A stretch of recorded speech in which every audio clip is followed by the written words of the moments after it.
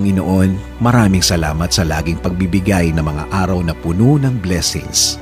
Salamat sa proteksyon mo na lagi kong kasama para sa akin at sa aking buong pamilya.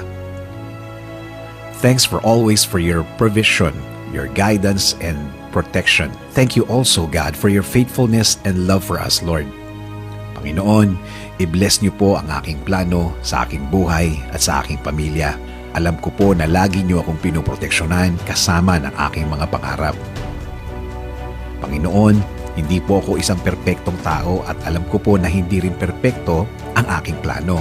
Pero kayo na po ang bahalang mag-ayos ng mga mangyayari. Dahil naniniwala pa rin ako, Lord, na ikaw ang mas nakakaalam ng bukas.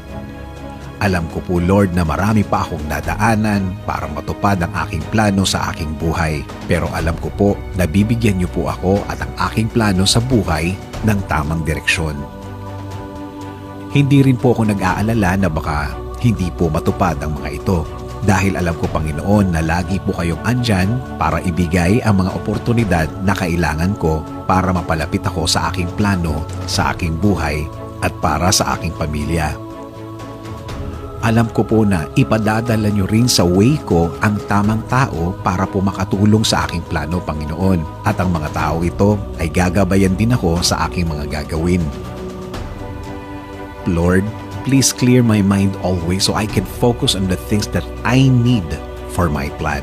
Ilayo niyo po ako sa mga bagay na maglalayo sa akin sa magandang plano para sa aking buhay. Kaya Lord, I am submitting my plan to your plan. Alam ko po na kapag kayo ang nagplano, mas malinaw at mas makabubuti sa akin at sa aking pamilya. Lord, please keep me safe and my family always. Kayo na po ang bahala sa amin at sa aming mga bukas. Kayo na rin po ang bahala, Panginoon, sa aming bayan. Patuloy kaming magtitiwala at maniniwala sa inyong grasya, Panginoon. This is our prayer in Jesus' name. Amen.